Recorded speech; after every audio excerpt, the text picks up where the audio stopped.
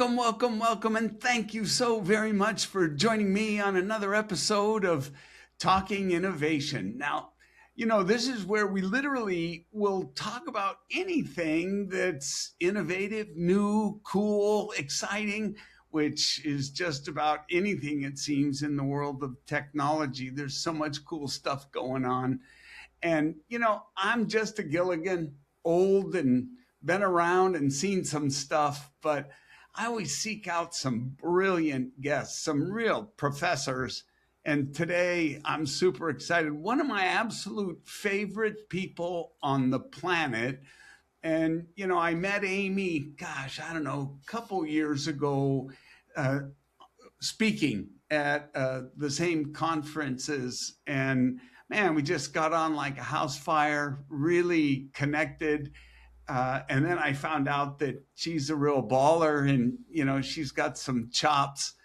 And so check her out, look her up. She's no slouch. Buckle up because you're going to have to keep up. I'm here with Amy Chaney. Amy, it's great to see you. Thanks for being here. This is awesome. Okay, we're going to dive in on that. Cool. Yes, there are so many cool innovations happening. Something that people are just wondering about, quandaries going left and right, is how are we going to manage all this data? How are we going to run all this? What's going to happen? And right now we've got put back on the big companies, cool your own quantum. Cool your quantum. Yeah, So well, they're going to have to power their own that's quantum right. too, right? That's Isn't right. that what the president said last night? That Something all of about that. it. Yeah, So that's kind of amazing. yeah, I like it. And now, how are people doing this? Right now, Microsoft's got this two-part cooling system. They're taking hydrogen out of water, they're putting fluorine in, and they're making a liquid. It's heavy, it's thick, really thick and heavy. It boils at, I'm going to go Fahrenheit. We're going to hope most of the people can deal with Fahrenheit, but it boils at 122. Salt water boils at 214, for example, Right. at least where I surf. Wow. And yeah, so it's half the boiling temperature. So now you're talking about submerged equipment in this gooey liquid sitting contained in Microsoft Landia, which is in your neighborhood. Yep, that's right. And let's hope we don't make mass and spill it somewhere into our real water. But it's better than destroying my surf beaches. But is that cool? Is that where we really need to go? Do we want to put the non-core competency right back into? Mm, mm. So my first thought was, let me play this forward. We had about 6 or 8 or 10, or Europe's still there, years of climate talk, and what is that? Right? Yeah. Well, I think I, I think it's difficult. Uh, I don't think there's any question there's been change. I think the challenge for me on that whole climate thing is there's no fences up there, Right. and so until you get, you know, everybody on the planet, singing from the same hymnal, we got a problem. And Mhm. if you've ever been to Bangkok and you go to the top floor at the bar of one of those high rises, you're above the smog and you see, holy moly. Yeah. So, that's my only thing, not to get off um, No, but yeah, on for that. real. I But mean, but now we're going to have people that are experimenting in the air, in the oceans, in new so tell me chemicals. about this thing with the liquid that boils at half. What is that Yeah. all about? What So is it now you for? take your Blade server room, instead of trying to have some extra air condition, a lock, and like cameras on the egress, you're just taking your, veritable quantum compute power and submerging it. And, you know, Ah. power cooling. So people are like, oh, we'll throw it in space, we'll put it in the oceans, we'll make new liquids. I think there's a game changer coming along, Hmm. So Hmm. if it takes that much power to create that many computations, we need to cut the course of the computational power down. We don't need to try to cool. Soon we'll take over a planet. Pluto will be our data center, right? Mm, mm, So at some point we've got to roll back. So innovations right now, innovations are feeling a little Wild West. I guess that the quantum is my opener, because right now everybody wants to talk about AI, right, AI. right. But quantum, I hope that's not my magic clip ding. Yeah. But I mean, for me, quantum, I'm fascinated by. Um, I'm like, it's not even close to being able to really get it. Um, but it's wild. Um, well, and let's flip topics. Let's do that it. I mean, like, one thing I would ask on those stages where we know, and you got the 500, 700, 200, suits and seats, and right. everyone's there to learn and dialogue. And if you ask a question like, is quantum faster than Google? Is it, or is it slower? Oh, it's faster. It's not a number. It's right. It's Yeah, just a speed. yeah. So Well, there's that's like saying which protocol's faster. yeah. It's a protocol isn't the speed. So where do we go with this? Do we slide into, like, what do we really need to know? Do we have to play out every scenario? Do we have to calculate everything? Do we have to advance every trail and try to find, or can we do some smart selects at the beginning and only develop the trails worth going down, mm, right? And so this Wild West mentality gets tamped back into reality, I believe, when we start to say, what's the use case? What's the right, utility? What are we trying to achieve? And get more outcome oriented. right. Being experiment oriented, well, that's fun for Yeah, a second, but sure. when you have to maintain competitive advantage, it's like hope isn't a strategy. Experimentation is not a strategy as well. Right, So, right. Tinkering and playing and say, I wonder, what if. I mean, it is. It's a great luxury, I guess, and we certainly have to. We have to stay. Um, now, I think more than ever because of AI. Um, we have to really be constantly trying to outguess the other side, certainly mhm. from the whole cyber perspective, right? I think Nadav says it's a game of constant learning, and who can learn faster and adapt better. Mhm. And I agree with that. Um, I think so, but you don't want to do the wrong learning, because you can go really fast down a useless trail, and then rolling that back is hard. You know, Going back to production change control days, back in the day, Bank of America, after the mortgage crisis, acquired Countrywide, LaSalle, Merrill Lynch came into the family. Every bank, every large bank, was consolidating up smaller banks, and yep. this was happening. And so you had a mixed bag, um, a cornucopia of tech and talent and ways, and probably not the time to really normalize it all and understand it all. It had to make some decisions and pare down, right? um, we're in the same boat when we produce too much information, when we hold too much information.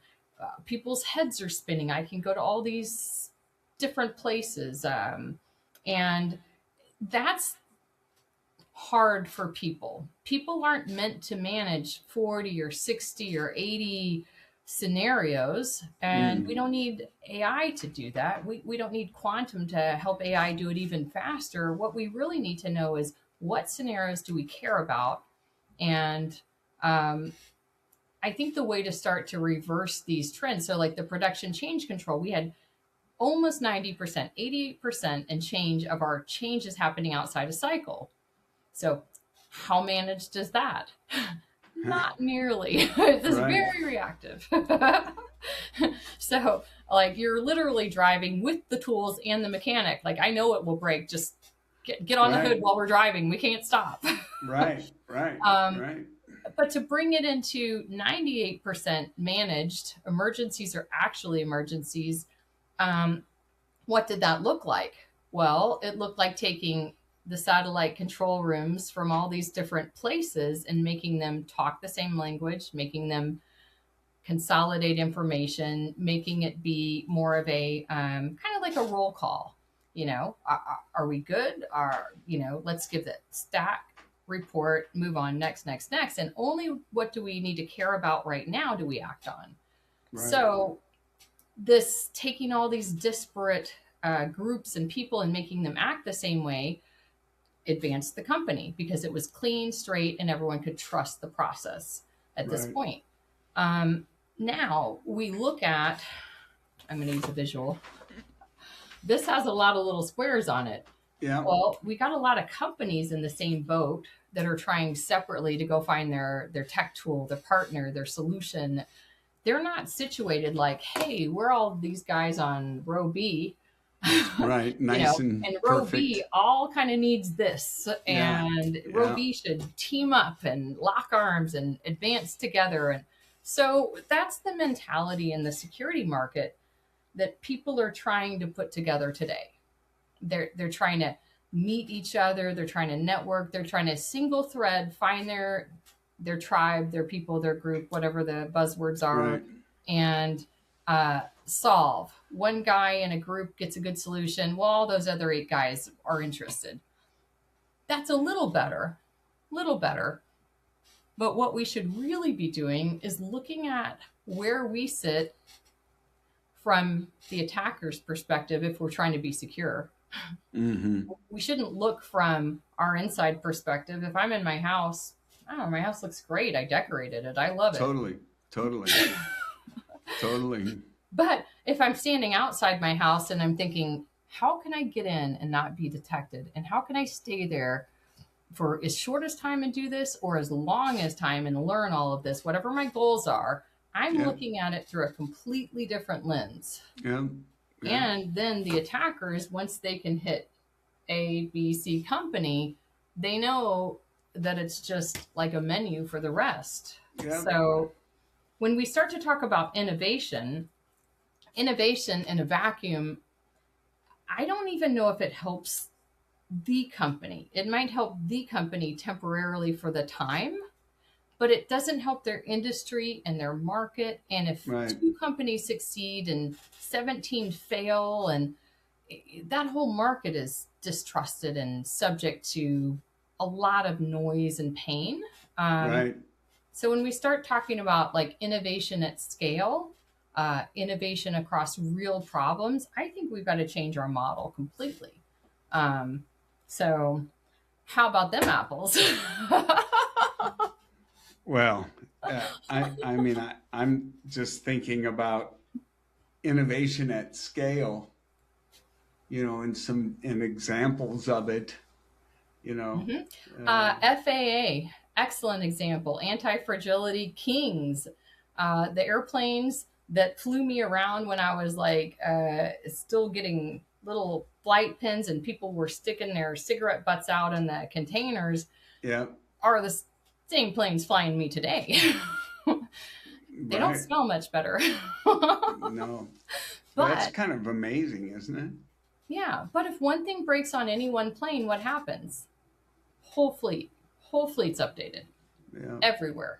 Every type of plane like that. We don't have a way to do that in technology because of competitive advantage. We don't have a way to do that because of all the different sectors, but that's the way we have to start thinking, because that's how our adversaries think. Yeah. I hit one, I can hit them all. Well, I've said before, we went into this like it was Woodstock, And little did we know it was the core backbone for every business on the planet. And that cadence being off, to your analogy earlier, nobody wants to land the plane and fix it, right? We want to just keep going, but we want to try to correct it. And evidence of it, I believe, is that we've went from perimeter is the building, the planet, right, and continually smaller and smaller and smaller and smaller, striving for the quintessential least privilege, zero trust, persona across the entire organization. But had we started out really understanding, I think to your point, if we really understood the use case that was going to prevail, we probably would have done things a little bit differently, albeit technological limitations and other issues notwithstanding. I've pondered many times, because at the end of the day, what matters is the data, right? If we'd started there, we'd have been least privileged by design. I mean, it would be a different world. But and there's starters on every front. If you start with the identity, MFA, yeah, sure, there's better factors, there's better ways to authenticate people, but every factor you force people to cough up, all that does is just, feeds and fuels all of the intelligence that the adversaries have. And the complexity has just completely exacerbated the normal person, right?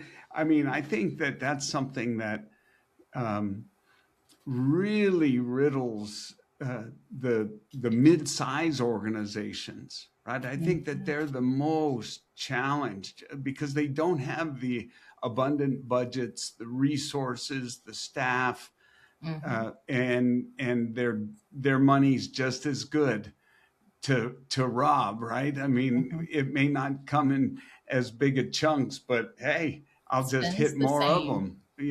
Exactly. So Yeah. I think that's a tough space to be in, especially as we continue down this accelerated, hyper-connected, everything digital transformation, modernization, improving. Something's gonna happen. I have this feeling something with, because AI, you read about the Anthropic agentic attack that was 85% autonomous, right? So I'm waiting for something big to happen. That's just somebody lit the fuse, but the whole rest of it was all automatic and on its own.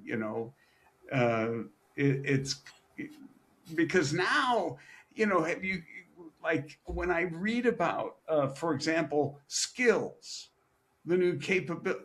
I mean, I think I'm watching The Matrix, where the guy sits in the chair and he sticks the cord in. Hey, let's give Amy the kung fu. I mean, now, she's got it. But so now, I mean, when you, and this goes back to what we were, why I had talked before about, what's going to really matter isn't going to be IQ. It's going to be all the other human aspects of us, because heck, I'm going to be able to get 200 IQ points on whatever discipline I want. Hey, I need to be smart about this, and I will be, I mean, I'm going to change my sound filter on my inputs. Yeah, that was just a, Mine will be like, yeah, there we go. I'm gonna have to get a recording for those. Sorry. That's okay. So tell me, right now, I've read a lot, and I'm just curious what you're seeing, because I've read statistics where a lot of failures in AI implementations everybody's buying it and letting people go because of efficiencies they're going to realize, but they're not realizing them. Um, I mean, what's really happening out there? I saw a stat the other day, blew me away. It said 50%, or actually over 50%, don't use AI at all. Now, of course, they don't realize they are if they're using their phone for anything. But Mhm. I think that they're referring to, it's specifically Intentional. going to, yeah, Perplexity or Claude or Gemini or whatever. So, what are There's you a seeing out there? there's an inherent distrust. Okay, if we talk generationally, there's an inherent distrust with younger people and AI. Um, and why? Because they feel like it stops them from thinking, taking the path themselves. It's uncomfortable for a lot of younger people because they say, "Wait, why would you go forward with something that's not real?" Just the Hmm. synthetic nature. And even when explained, no, this is just research. This is just, it's synthesizing data. It's, even with that, there's an inherent distrust. I don't want to lose my humanness being too reliant on something that's not human. Yeah. The older you get, it's almost the opposite, where people want to embrace quickly because they feel it's a Hmm. vital skill, because Hmm. they see and they've seen the tide turn many times, and they know it's happening. That's Um, fascinating to me, Amy. Because I hadn't thought of it that way. In fact, my thinking was just the opposite. That the mhm. young they're going to be all over it, and uh, but I, but I think you're spot on, actually. Unless you talk to somebody and ask them, since we're on a podcast, I won't say what the particular clip was, but I just had a young person watch a clip because it's not out yet. But I said, what are your impressions? They had no idea who the speaker was. The speaker would be very well known and understood to you, me, and a lot of people, but not somebody who's under 25. And Okay. so I asked somebody who's in that range, that early career, what do you think about this? And they reviewed it, and it was referencing a very large scale breach attack of a new style, kind of like what we're talking about.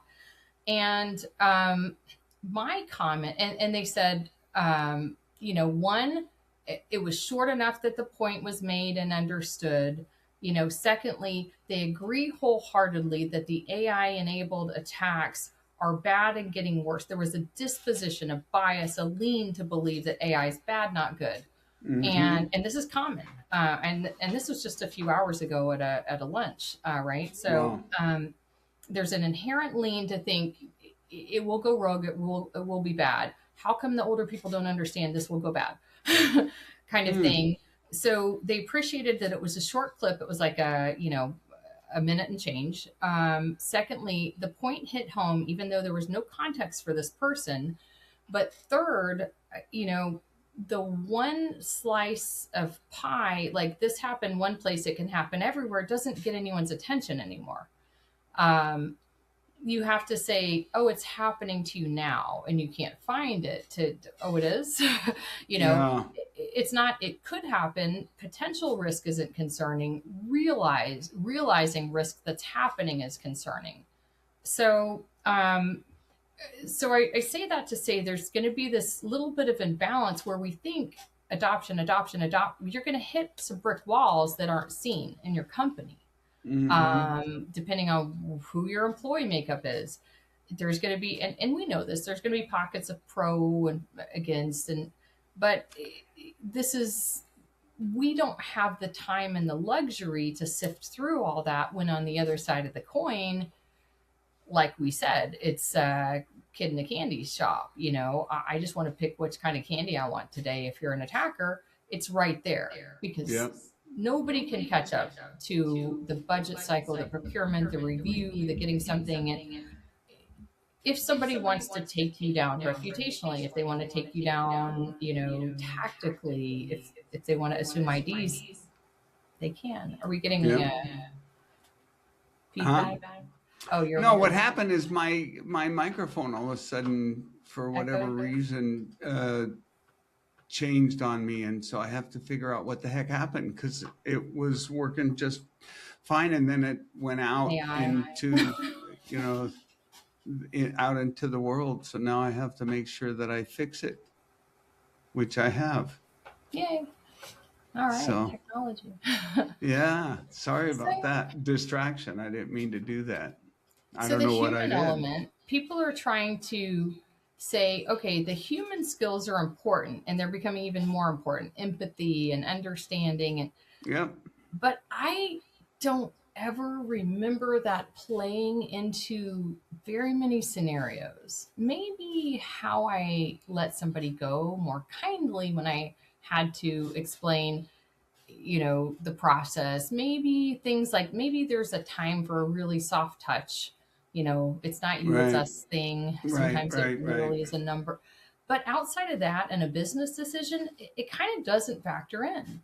And Hmm. so, I'm not sure that people understand what they can or can't do. It's that infamous cartoon. What do we need? AI. When do we need it? Right now. Yeah. What were we going to do with it anyway? Yeah. Right. So use Well, cases. there is a bit of a lemming phenomenon Mhm. going on overall, right? I mean, in many aspects. But I do think you're hitting on something that, I personally observed within my own family, and my youngest is 24. Um, and he, of all of them, is probably the most skeptical Mhm. of anything that he hears, of anything that the government tells him, no matter what side, left or right. I mean, Mhm. it's really quite amazing. But AI falls also into that category. Now, he, to be fair, I think has kind of had this recent realization that screens are, you know, artificial dopamine and bad, and he's really kind of realized the unintended consequences that have occurred as a result of growing up with this technology now. Yeah. Um, And that's why. And you go to 5 years younger. The 19 turning 20-year-olds. They're out of high school. They're either in college or they're working, and you know their entire life was photographed. Their entire life was videoed. Their entire life was sent around everywhere.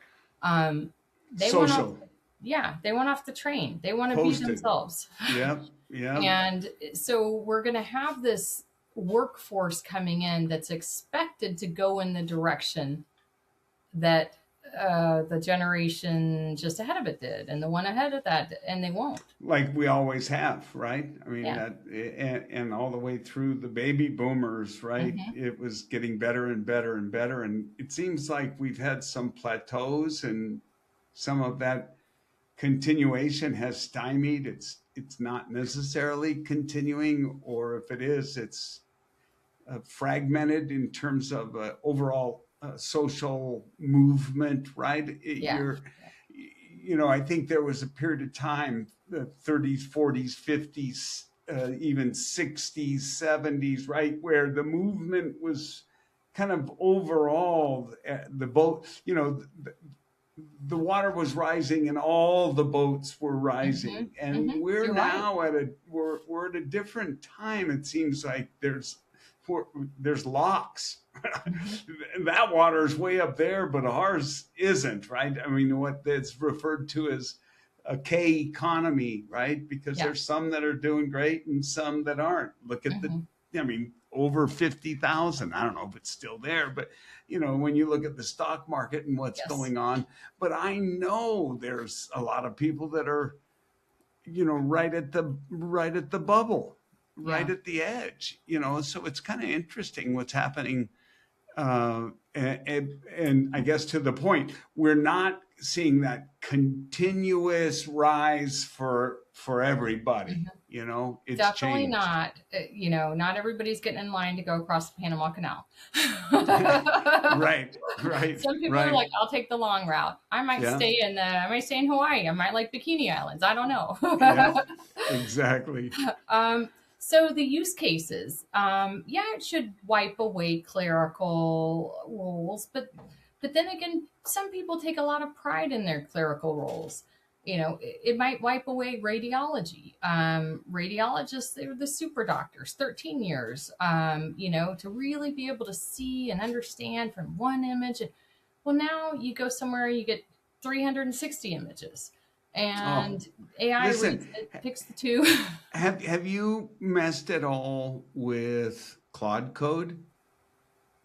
Enough, Amy, I mean, enough to know that. I'm, oh my God, I'm telling you, you know, uh, Yeah, yeah. You can ask it to do a lot right now. We'll say 6 months ago,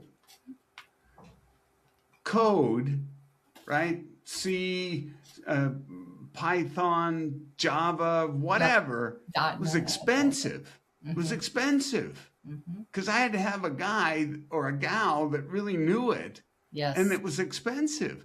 Today, English. it's virtually free. I mean, I just have to pay my Claude bill. Mm-hmm.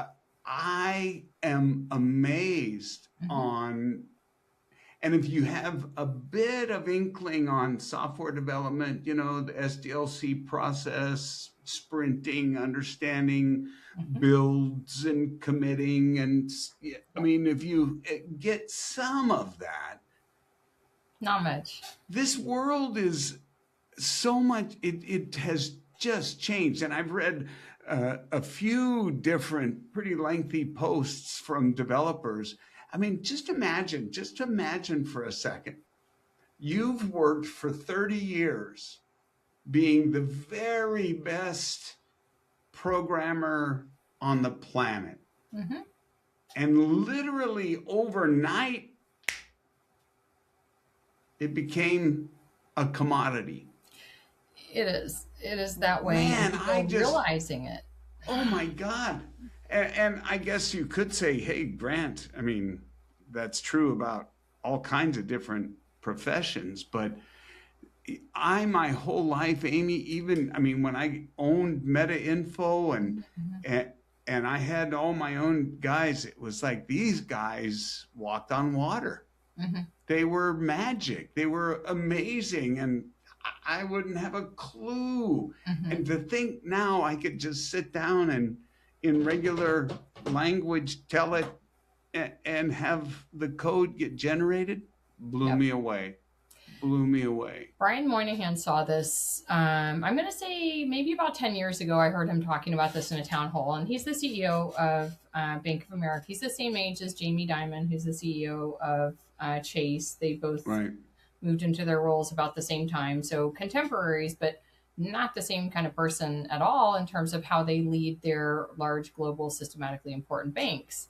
I've had the pleasure of working with and for both. But I'll tell you, Brian saw this coming probably 10 years ago. And he said, English will be the coding language. And exhorted, I think is the best word I can say, people to stop trying to build a skill that won't be necessary. And, you know, sometimes we have those insights of like a vision of what the future will be. Sometimes I do. But that one, I was like, you're right. I could immediately snap to it, but I hadn't thought of it because that wasn't my world as much. My world was more or less, you know, containing the, you know, take the ego out and let's be outcome oriented. Right. You know what I'm talking about. Yeah. Platform engineer, man, they just walk on water when they come into work every day. It's amazing. I'm like, I didn't see it rain, but you walked on water here again. I can tell. Your feet are still dry. Yeah. At some point, I'm going to replace my squeaky $33 chair. Oh, I thought that was your wet shoes. No, but don't be sad. I am wearing surf sandals. Perfect. My heels are right there for when I need to leave. I love it. So I'll stop wiggling around here, but yeah, but he saw that and knew that was coming. And I'll credit the fact that some companies want the innovation in-house. So talking about innovation, they might be the largest patent holder in our country, Bank of America. They might be number two, but they're always way up there. And why? Because they let their folks dream of things that never were. The JFK quote. Yeah, there you go. And some people are willing to let their teams explore a little bit. Now we're in this time of, like you were just talking about, you can dip in here. You can, I mean, how many people rush to get a little crab, a little clawbot, molt book, whatever. And then, like over a weekend, Sam's like, I'll buy that 140,000 stars on GitHub. That's mine. I was like, what? Is it safe? Is it not safe? Is it going to get safe? I'm like, oh, shizzle. It's going to be everywhere. This is fun. Right? So the notoriety, the speed to market, the capability is king. The containment, the compliance, the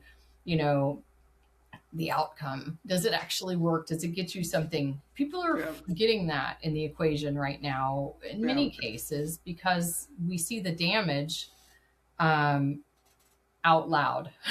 Yeah. Well, there's you're old enough to remember the pet rock. Oh yeah. Right. And you can't put chia seeds on it. You have to glue them on if you want to make your pet rock have hair. That's right. That's exactly right. But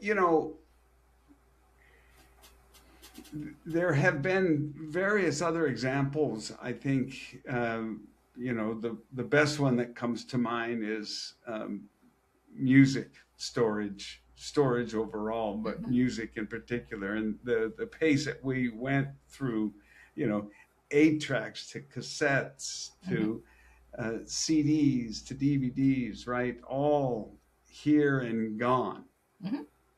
But while they were here, there people made hay. Certain people made hay, right? That's the one commonality through all of these revolutions is there's opportunity, right? I love that you said that because I'm in the security community. You're in the security community. Security people are unique to most of the other stripes of the organization. I mean, oftentimes I'm at oversight or operation. I'm wherever the largest problem, where the mess is to be cleaned up. But I hang around security a lot. And I think my whole time at Bank of America, I was a CTO oversight back to CTO, but I was a friend of the information security. Same thing, oversight at Chase to the security, major transformations. Security people want to go out there and solve problems other people don't see coming. Salespeople want to make money on the problems or the solutions or the concepts that they can get people to see.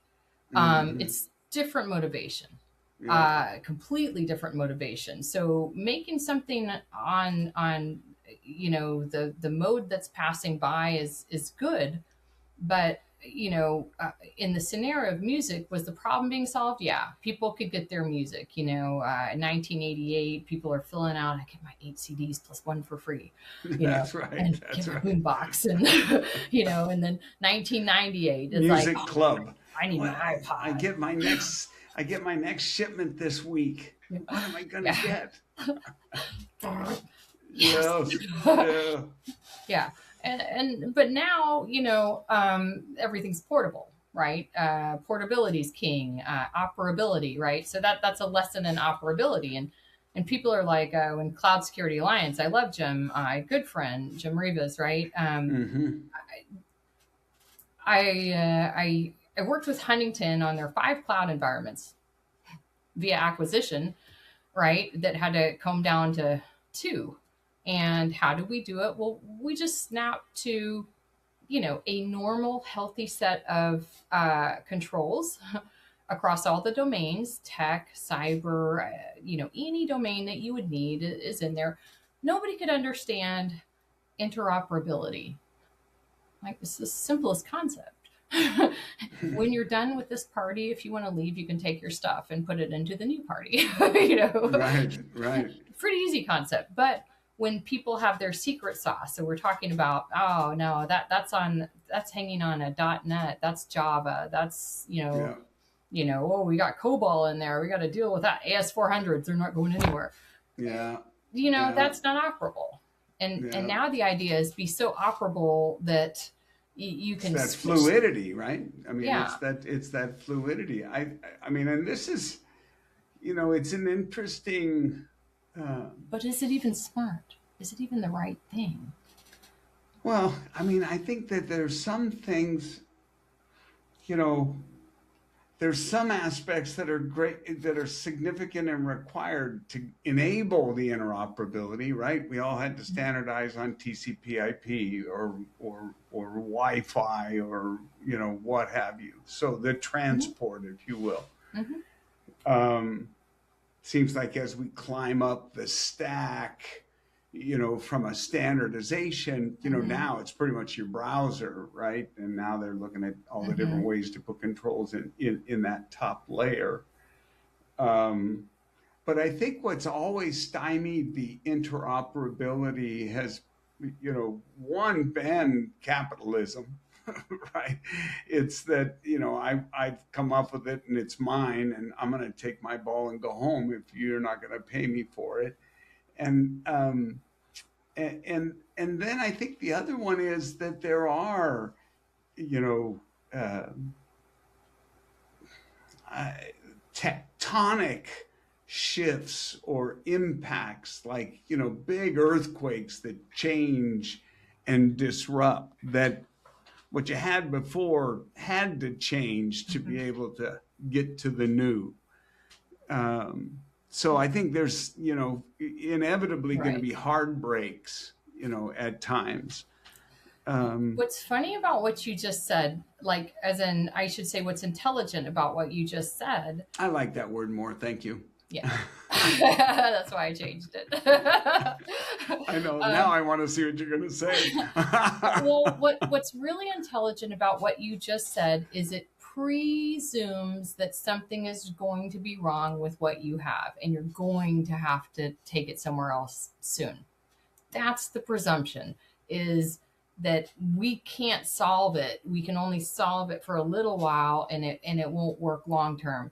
How motivational is that? you know, JP Morgan It's a Chase hamster started, wheel. right? Yeah. It's a hamster wheel for sure. Like JP Morgan Chase started in 1799. How did they start? That's a different story. One man shot another. It's a duel. I mean, look it up. It's real. Cold early morning in New York. I want your territory. Yeah, we don't settle the problems that way, and we think that was Wild West. That was New York people. I'm here in Texas. We're not shooting each other. But anyway, the bank's been there since the 1700s. Wow. It's going to keep being there. Why are they able to continue through all these turns and changes?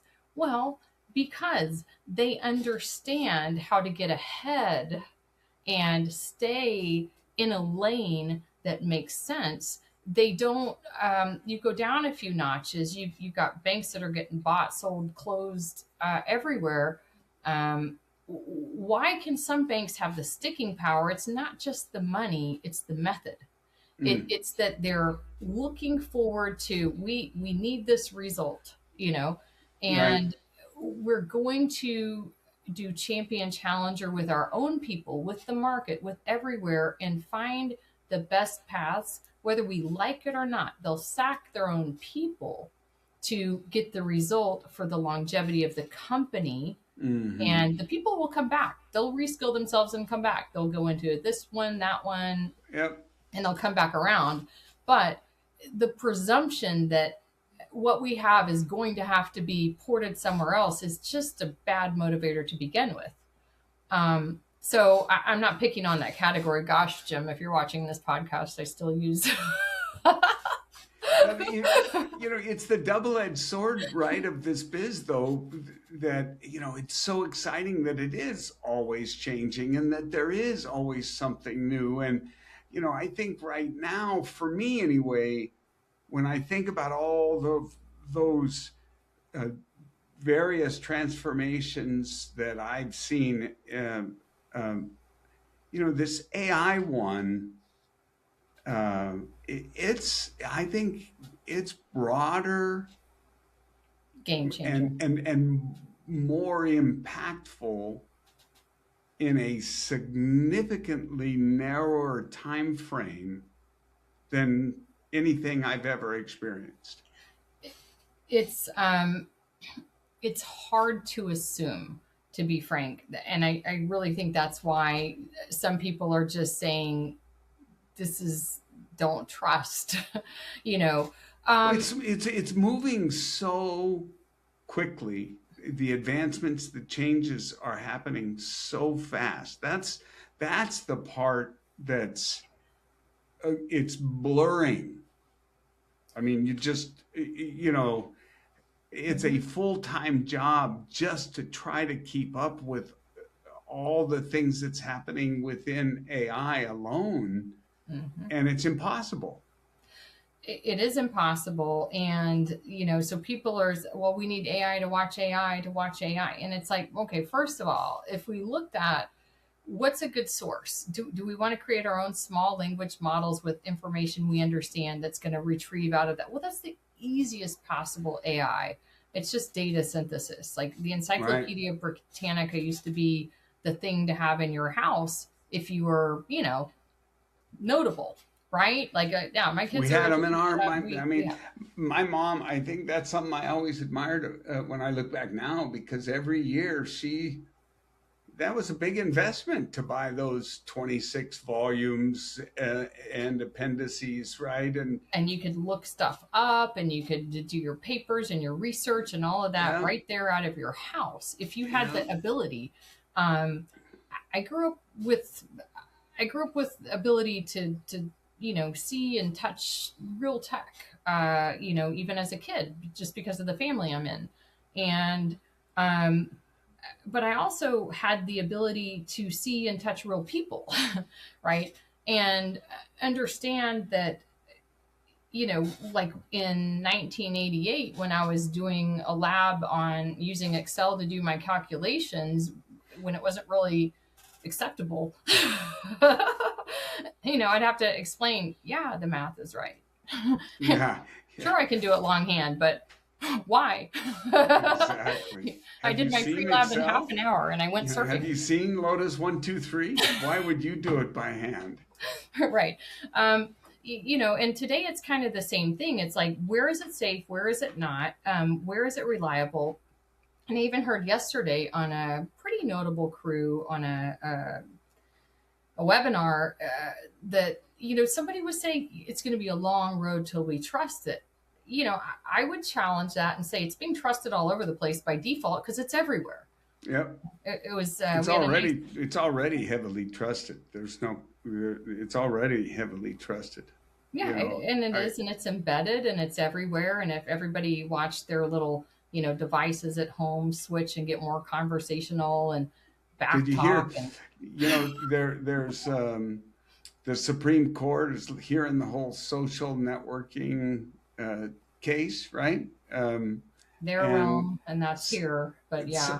somebody from YouTube, I just saw this, testified that um, addiction was their goal, was their objective. It was, I mean, they've got it. Absolutely. And so that's not a good thing for them, simply because it's the wrong word. It's just the wrong, you know, it's the wrong word, the wrong language. It's not going to set well. But I do think that there have been some serious unintended consequences of all this social networking and everything. My wife was scrolling, and I looked at her and I said, I don't know how you do that. Do what? And it's like, I just, I, I intentionally choose not to do it. Mm-hmm. because once you start, it sucks you in, you know. Piers Anthony. He wrote Total Recall. Everyone knows that movie. But he wrote a lot of novels. Him and Isaac Asimov. They were Oh, prolific. I loved Isaac Asimov. Yeah. He's awesome. So Piers Anthony had a series that was in the magical land of Xanth. This was Florida. And the rest of the country was Mundania, boring. And so all the people in Florida, you can guess where Piers lived.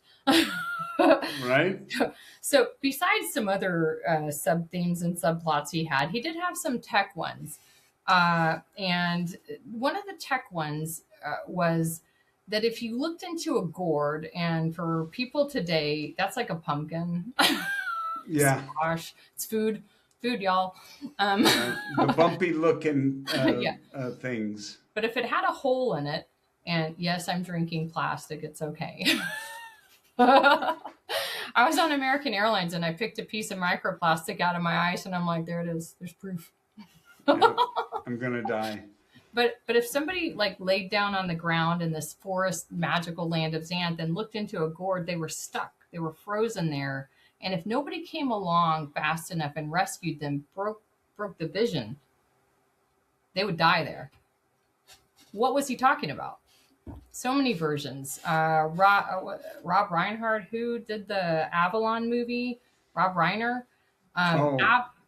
Yeah, that Avalon movie. I love that movie. I stopped watching movies a long time ago. But that one was a family coming to America. It had a lot of different, again, storylines. And there were the Kruchenskys, and the sons had come, and they'd had their second families, and they were in the city. They had their business, and then they needed to get more Americanized, and one of them became Kirk, and one of them became whatever, and then they moved to the suburbs, and and it was just one of the themes was they'd all gather around and take their TV trays or their meals, and it was time, and the thing would happen, and. Yep. And it showed the degradation of the family through screens. Now, it's true. Yeah, 100%. It's true. First person experience can't be replicated. I mean, we're having a first person digital experience. We're friends. But we have the rapport and the chemistry because when we see each other, we run over, give each other a hug. We heard each other's talks. We know each other. There's a connection. Yep. Human connection. There's no doubt that, you're hitting on something, Amy. I'm telling you, I worry for our society overall, globally, because of this. Mm-hmm. And, at a very, local, superficial level, I notice it just when I go to the airport. Mm-hmm. And I've often thought, gosh, just 10, 15, 20 years ago, we'd all be talking or, visiting, and it would be a completely different environment. Now, everybody's, with few exceptions, everybody's praying, working, looking at their phones. And it's really, I think, very damaging to the, I'm a visual guy, and I think of our society and each person and having these like fine hairs that reach out and connect with others from the society, and mm-hmm. they intermingle, right? And we're losing that. We've lost it in many cases, and even worse than that, if you as soon as we're done taping, I'm gonna go down the street to yet another steakhouse, and I'll walk through the restaurant before I go to the back room, and I will see the sad scene of the adults are talking. You entertain yourself on your little pink device, your little light blue device, kid. The adults are talking. Yeah, horrible. It's horrible. And it's a babysitter. It's kind of like, hey, which I think we're really I think that's going to be bad news bears. Well, one stat would be 100% of kids that have spent a significant amount of time, and I would call that 8 hours, 1 week, have been preyed upon. I would say 100% of children Oh my online are God, preyed upon. is that just frightening or what? Can you Right? imagine the predators using AI? They are. They're Oh, not just after our companies, they're after our country, they're after yeah, our society, they're after our children, they're out yeah, to remove the semblance of um, autonomous mm, thinking, the ability to raise your hand, raise your voice. I mm, did a lot of sports coaching. Who knows how much? 25 years, baseball, softball, all levels, soccer, volleyball, sports. Like, you yeah, can't have a screen. Your right, feet are moving, you're going to get hit with something hard. right, right. I love, you know, yeah. your head's up. But It's not like the old days. We grew up, that's right, all we did well, is played sports. yeah, we have to drag them into the new days. I was so pleased to leave my bank job. I would run with wet hair, no makeup, whatever. I would be there. Like, I don't care what you think I look like. Let's have fun. Let's get Yeah, it done. Let's learn. Let's play. yeah, And when people don't have somebody that says you're valuable, those algorithms say the opposite. Look at what everybody else has. I yeah. see. Comparison. I mean, it's just horrible. It's Yeah, just and it horrible. ruins boys one way, it ruins girls another way, it It's, ruins adults different ways, but it's set to ruin. It's not set yeah, to enhance, to improve, to enrich, yeah, to strengthen. It's set to ruin. So you said yeah, it right. So with all the innovation, well, if you're the parent that doesn't have great parenting skills because your parents didn't, because it's a broken society, multiple that's a generation. downward spiral that you got to be stronger than it to break it. Yeah, Otherwise, you'll how just much continue easier? it. Hand the device, hand the thing, do Yeah, your, yeah, you yeah, know. And so the innovation, unrestrained, um, as a futurist, people always say, well, what's coming next? It's so easy to see. One, because the starts of it are already here. And secondly, it will be selfish technology. Always. yeah, Why, yeah, why do we have 800 versions of these? Like, from 28,000 feet, I can take the picture of people's faces and vehicles when I'm yeah. flying over Route 66 from Texas to California. Like an eagle. I can see if they've shaved. I Yeah, can get a license plate from an airplane. I mean, and yeah. do I need that skill? Yeah, Probably yeah, not. yeah, yeah. But But but there that is what I've described. We all know that digital transformation. That's digital modernization. It's the hamster wheel we get on, and once we're on it, there's no end in sight. Uh, uh, and I tell people, I'm not saying that digital transformation and subsequent innovation isn't a good thing. Just understand what you're getting into, right? Because you generally, Mhm. for the most part, aren't likely to go back. Mhm. Um, Some of us. yeah. Well, I mean, that's me. I never left it. I guess I'm saying in the instance where you leave it, right? Mhm. Mhm. Uh, It's true, but but it's a choice. it is. It is. And people don't know how to make the choice, because even the schools, if you don't have this app, if you don't have that, and all of a sudden our society is at the whims of whoever can get there fastest. And Yeah. now if you agentize that, um, whether it's the companies, whether it's the, hey, just, do you need $4,000? All I need is your org chart. That's it. You know, do you like, if you watch what actually happens on the dark market, and that's more like $400. you know, Yeah. it's not much. And um, why is that the case? Because we left the door wide open. Yep. It's kind of like Yeah. a reboot is needed. Some of the internet's being segregated right now, if we know that or not, if like podcast listeners understand that some of the internet is being segregated right now. It's always been segregated some places and heavily throttled. North Korea, gets about 12% of the world's internet. Sure. Probably about the lowest. We get about 87% here in the US of what we can actually reach if we try. Right. But there's this concept of whitelist, blacklist, all of this. And well, black is all colors, white is no color. So neither one of those concepts are right anyway. It's more like we should have a green list or a blue list, like this is good and approved and everything else is Right. out. Right. But we didn't build that way. We built with, if you have a phone, you can dial any number you want. If you're a port, you can be dialed.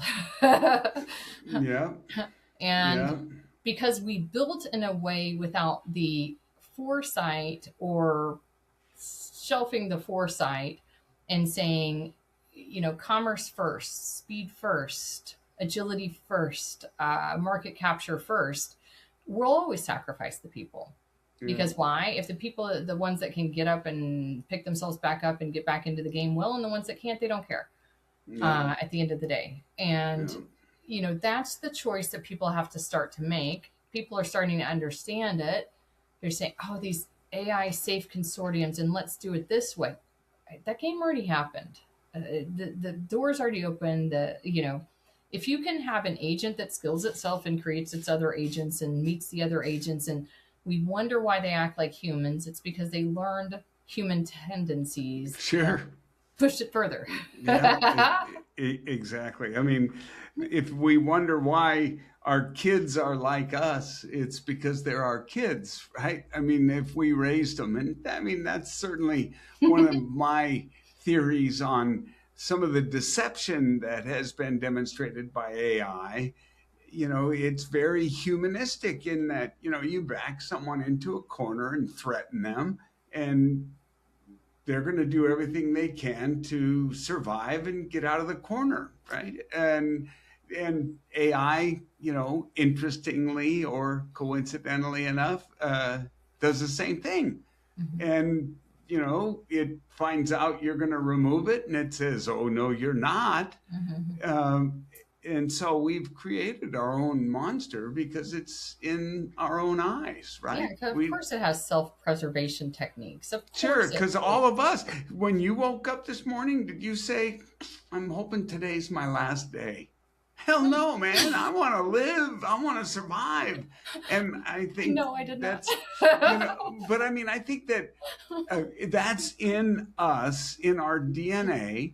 Yeah. And so, since it was all of us that trained this technology, it's in it, or Absolutely. seems to Absolutely. be, And you and know? we and we couldn't get it out if we tried, because mathematically what's variable will surface. You could have, like I'll do the old biology thing, like if you're going to teach the concept of natural selection or something like that. Now, I'm not a Darwinist, and he was actually a Christian, so whatever. But if you're going to he was.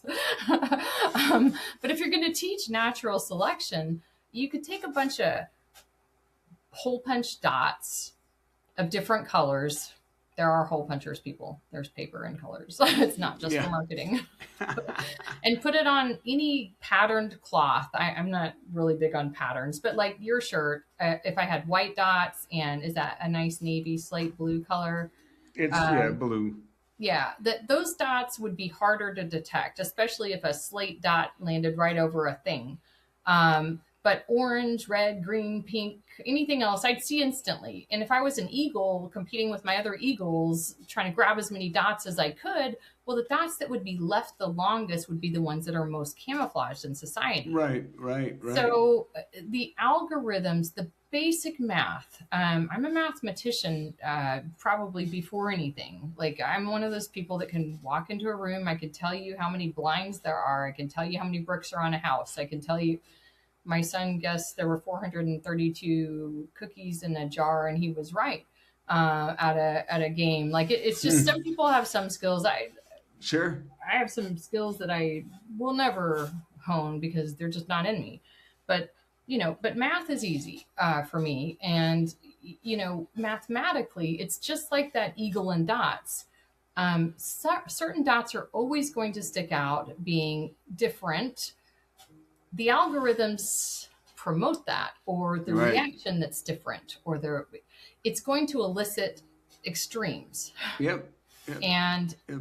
it has to work that way. All right, that one was actually a person I knew, as opposed to the last 70 vendor calls. Hi, vendors. I was like, so I'll funny. call you back.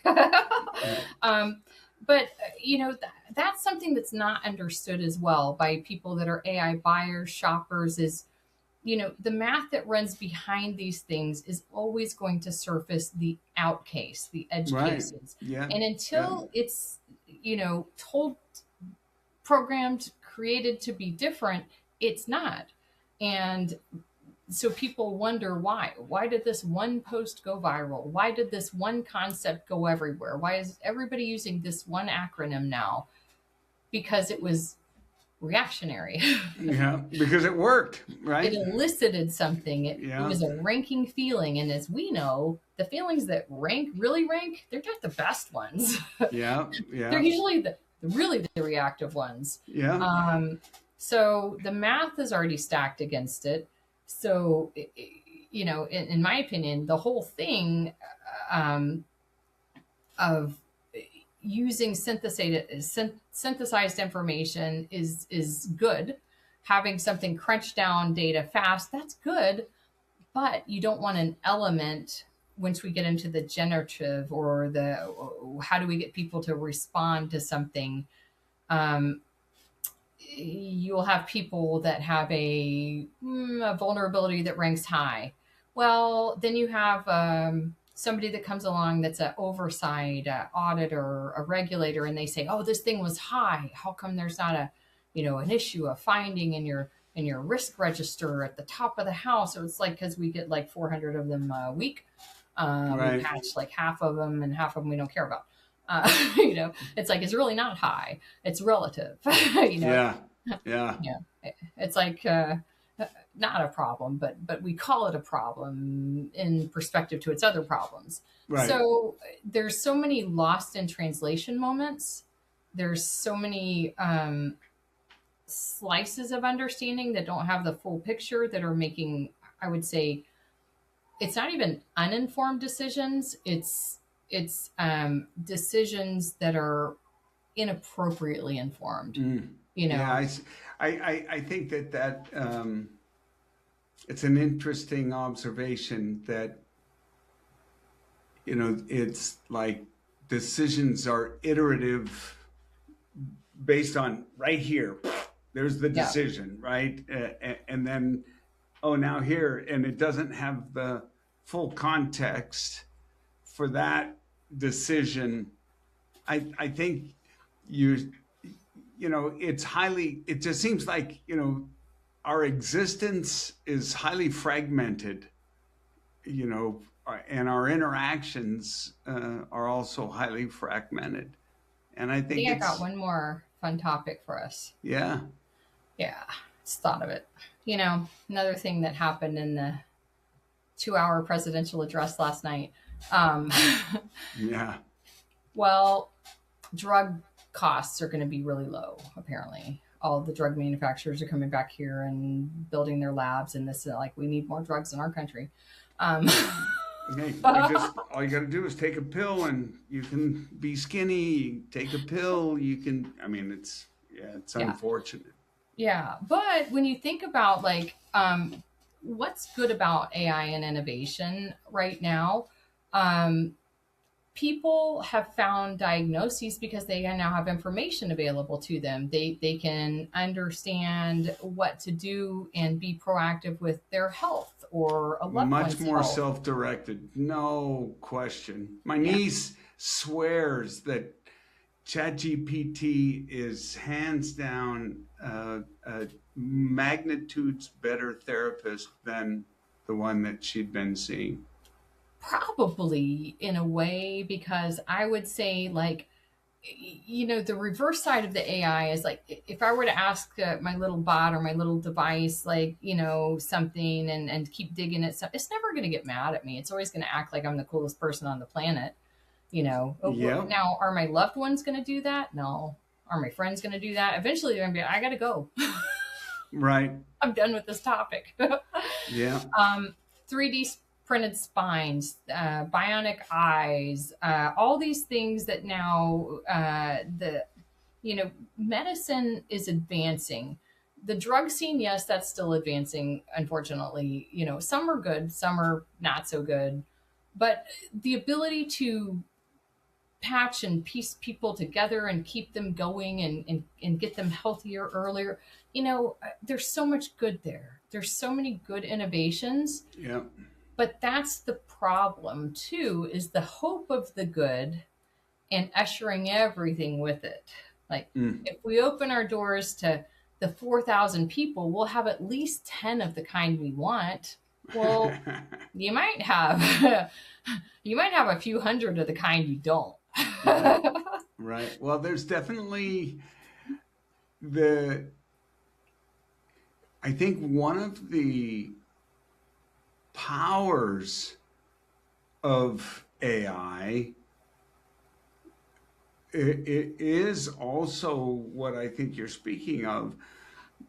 It's, the way I've explained it before is if I held up a ball, you'd see largely a two-dimensional surface, maybe with a little bit of shadow on the sides, even though it's a ball and you'd see it's a ball, but you couldn't see the other side of the ball, right? And what AI can do is look full 360 degrees, every potential angle at that ball, where we would only see that slight curvature and imagine what the other side looks like. And I think that that's what's exciting because of the, 2.2 million new compounds discovered, right? Because of AI. That are possible. 400,000 new materials, or maybe I got that backwards. But either way, it's just extraordinary. Now, all of them aren't going to be, penicillin, right? Most of them probably won't be anything. You can print lightweight material that's a quarter of the density of steel in the right pattern. That's like a hexagon pattern. Just look at the bees; they knew what they were doing, and it's stronger than steel.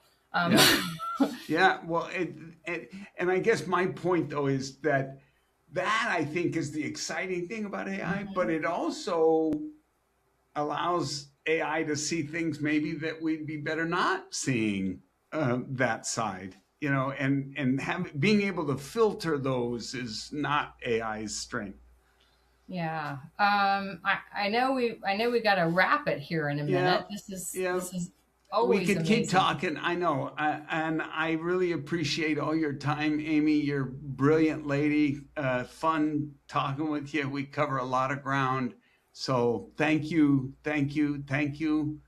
I really appreciate you being here. Ladies and gentlemen, this was a good long one. I didn't even notice that I probably made Amy late for her next meeting. So sorry about that, folks. But hey, I hope you enjoyed this. Please like it, share it, tell your friends, subscribe, and come on back for the next episode of Talking Innovation. We'll see you soon.